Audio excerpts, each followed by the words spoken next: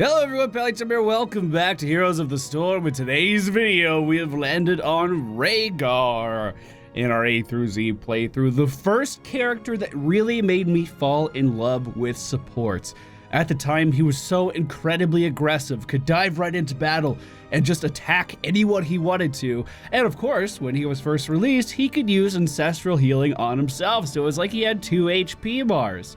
He can no longer do that, which feels bad, and I've kind of gravitated over towards Charism for being my aggressive support, as I'm sure many of you know, because he can Divine Palm himself. But Rehgar is still a phenomenal healer, and if we're being honest, probably one of the most well-rounded, just because he can bring so much lane clear to a team. That's usually something that's very lacking in our support roster. I would say the only ones that can really push lanes right now are potentially Malfurion, Rehgar, Stukov, and Tassadar, if we even still count him as a support. I suppose Alexstrasza kid too, but for the purposes of this series, she doesn't exist. Rehgar has gone from the bottom of the barrel to the top and back many times over, but as of right now, I think he's in a very good spot, and we're going to be taking a look at him today. I will fight to my last breath. Yeah, man. Alright, ladies and gentlemen, we find ourselves on Warhead Junction. The friendly team, Rehgar, the Lost Vikings, Lunara, Sergeant Hammer, and Lieutenant Morales. The enemy team, Nazebo, Nova, Tracer, Gazlo, Alexstrasza. Yo. What's up, man? You want to talk about it? You want to talk about your problems? Good enough. 10 We're going to be seconds. fine. We're going to be fine. 5, Hammer, hard carry. 2, 1. Help her out, Mama Morals. Localized combat now beginning. Don't just AFK in the middle, Mama Morals. Good enough. All right, come on, Hammer, let's go. At level 1, we are going to be picking up Lightning Shield is also cast on Rehgar with Lightning Bond. This is incredibly powerful and opens Rehgar up to do a number of things on the battlefield that he wouldn't be able to do without this talent. And in most cases, it is the #1 pick for Rehgar players these days. Because you could do fun and exciting things like drop your totem, cast your lightning shield on it, and clear the wave immediately, which allows characters like Sergeant Hammer to obviously free cast for a little bit longer.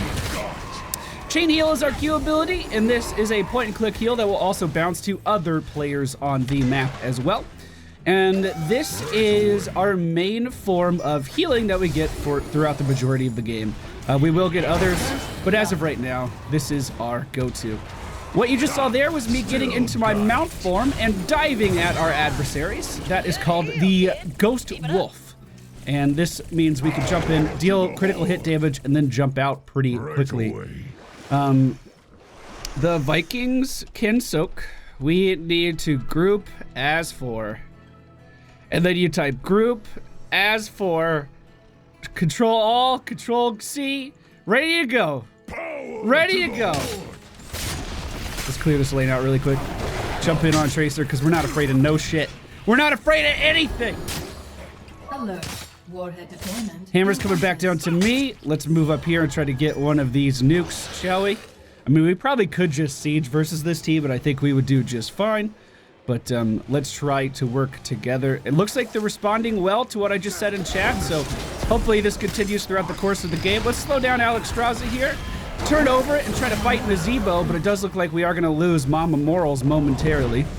Lunara is taking a lot of damage, but we might be able to keep her alive. The pulse bomb was put on me. The slow totem goes down. Will it be enough? Of course it won't be. And our team is taken down. All right. That's fine. Hopefully, I was going to say, hopefully we got value in other lanes, but we aren't actually soaking mid. Eric was just kind of hanging out.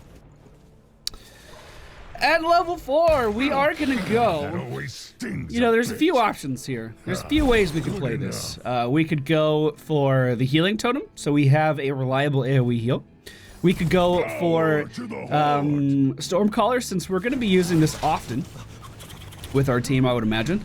Actually, it's probably better for frontline. Or we could just go for straight mana return and try that with Feral Heart, and as we're roaming around the map, we may be able to recover more HP than we would be able to do otherwise. I think we will go for that for the time being, and I'm going to try to keep this this Nova at bay. At least eat some skill shots. Oh, wait! Wait! Preparing for next round. Come on. Oh my god. Come on. She was so far. So, now that I have a quick second, let's go back to sieging bottom. I'll ping that. Let's go back to sieging bottom. I'm going to grab this camp really fast. And then we can get moving with the team. So we just need to cast our lightning shield on our totem, so it gives it to us too. And then we clear out camps extremely quickly, especially for a support character. We have one of the best mercenary camp capture times in the game. Now, I could have gone for mana return on our shield here, but I think what I went for will be okay. At level 7, we have a few options that we can pick up. The most common one is cleanse, but this enemy team doesn't really have too much to cleanse off, to be honest. Oh, I ate it again. That's fine. I'll do my part. I'll do my job. I don't think I'll be able to keep up with her, so let's just turn around. So I'm gonna go for totemic projection, actually, and try to just continuously move our totem in the Sergeant Hammer range and make it so people are in her area of influence for even longer. We'll give Lightning Shield to this mercenary camp that we took over, and I'll try to dive in versus this Tracer. That's going to be an easy pickup for the team there. Chain Heal on our Sergeant Hammer to keep her healthy, and another Lightning Shield on the minion wave as we're pushing forward. Means this is going to be cleared out, no problemo. We are taking a little bit of damage now, but we can simply lunge back to the tower. So we've talked about our Q ability, we talked about our W ability. Our E ability is the slowing totem that you may be able to see right here. And it allows us to chase after our adversaries quite effectively, as you may have been able to tell. No one on the team really followed me in there, and that's totally fine, but I was able to engage and keep that target still for quite some time. And remember, our level 7 talent allows us to move that along quite well. Our Ghost Wolf does gain that critical hit that we talked about earlier, but it also gains a ability to lunge after targets. And this used to be a talent for Rehgar, but now it comes as a baseline pickup. So if you're in range of a character, you can lunge that character and deal that critical hit damage. It allows Rehgar to engage pretty hard, allows him to chase pretty hard. And I have to say, I'm glad that that's baseline now.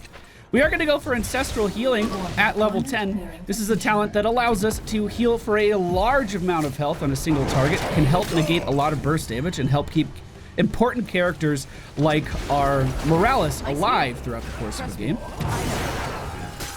I'm going to drop Totem, Lightning Shield it, move the shield, and then back up, I guess. We could have gone for Bloodlust, but considering we already have the Siege Mode Hammer, I think that's fine. The Stim Drone Hammer, rather. Give the shield to Morales, cleave this down, get the Regen Globe, and go for the bottom nuke. That's my play right now. Gazelle has been doing a great job of pressuring our top lane, and we only have one Viking defending it. Luckily, it is the one that can get splash damage, so that's good. Sergeant Hammer is joining us down here. We have one nuke. No, we have two nukes, so the enemy team has one. So I say we just continue pushing right here. Actually, I'm going to get this camp, and then I'll join them momentarily. We need to be cruising around the map in our Ghost Wolf form in order to get the bonus from our talents, the bonus regen from our talents. So I'm also not doing this entirely optimal because I would want to Pharaoh lunge in first and then drop the totem to clear the wave, but yeah,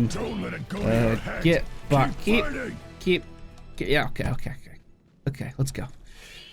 Fort doesn't matter. We're playing for keeps. We're playing for keeps, boys. I'll go in by myself. I don't mind. Let's go. Lightning, shatter my enemy. I don't bite at all. I'll just nuke the lane and then peace out. Get the wall down. So the reason on this map you want to push bottom and top lanes and not necessarily the middle one is because of boss pressure. If you get bottom boss, it'll push bottom lane. If you get top boss, it'll push top lane. And middle doesn't really have any sieging tools to help it push through things. So that's why you always want to pressure the off lanes like that. Group as 4. The mantra of my life when we have a Vikings player. Lenara is making her way down here to join us though, so that's great. We can put our totem right by the sentries of this Gazlo and take them down no problem. Pharaoh lunge after the Nova to take her down. And we have a stem drone Sergeant Hammer sieging this away. I do think I am going to go for reduced chain heal cooldown just so we can spread that a little bit more. Looks like he messed up the timing of that stun just a little bit. Totem is going to be placed right behind Gazlowe here. I'm going in. There we go, boys. There we go, boys. I'm just going to back up to the healing of Morales here. I don't think we could go for core, but we can certainly get this out of the way. We can boss here. We have talent advantage and numbers advantage. And of course, use our Rehgar clear to take this camp over before we head there. Looks like we might be fighting. Up away, up away. We'll just throw chain heal out. Nova is dead. So I think we have a great opportunity here to pressure this. The Vikings can clean that up, right? It's just a boss. Now we can get our own boss. We can get our own boss. This is a highly unusual game. But I have to say I'm enjoying it. I have to say it's a pretty fun, highly unusual game. I hope they can clean up top, I really do. All the Vikings are alive. They killed Nazebo, that's a good start. That's a good start. Okay, it might be heading to our core. How do we feel about that? Are we okay? Are we okay? All right, we'll go defend, we'll go defend. I've got to retreat. I'll be back soon. Yeah, that's fine. We'll give them the nukes and go defend. It's not gonna break through. It won't deal core damage. We're okay. We're okay. Our team's fighting though. Uh-oh. Oh, they're winning. They're winning the fight. So in the past year, what bugs have we seen for Rehgar? What changes have we seen for Rehgar? Well, he was actually able, for a few fleeting days, he was able to put lightning shield on player vehicles like the Dragon Knight and the Garden Terror, which meant that their pushing capabilities were just heavily accentuated. Like, oh my god, they became pushing monsters. We are going to go for Earthgrass Totem here, which is going to not root our targets in place, but slow them. So if we can catch up to Alex Straza here, she's going to be in a little bit of pain. Nicely done, nicely done. I think we just won. I think we just won. Might be able to kill that Nazebo there. All right, backing up, backing up, backing up. I don't think we need to Ancestral this. Chain heals out. All right, Ancestral anyway. Let's go, team! Let's go!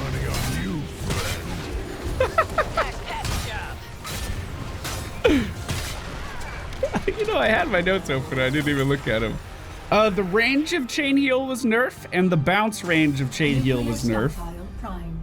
We talked about the vehicle thing. Oh, there were a few times where, a few instances where Rehgar would get stuck in his attack animation. If he was lunging forward and hit roots, then he would just kind of stay in that lunging stance and not be able to do it anymore versus those roots. And if a medivac flew by, he would be stuck there too. The Bloodlust meta was a thing for quite some time. Felt like a long time anyway. And the Bloodlust meta happened because our other heroic ability, which of course is Bloodlust, got an attack speed buff and a movement speed buff, I believe. It also used to last for 10 seconds. So if you pop this, your friendly team is getting a massive amount of healing when they auto attack. It only worked for auto attack comps. And they could just chase after enemy teams at mount speed so they couldn't run away. So, you know, when the normal teams gather up in their 5v5s to fight each other, the Bloodlust team could literally just surround them, take them over, have that 30% or 40% increased attack speed, and be healing every time they attack too. So, wow, that was strong. This was also at the same time, we briefly talked about it, where Jim Raynor's Hyperion was bugged, and it was benefiting from auto attack buffs. So your fucking Hyperion was actually getting Bloodlust buffs for a little while, which is insane to think about. But pretty fun character, pretty well-rounded character, can influence the map in a number of ways, and is definitely worth picking up.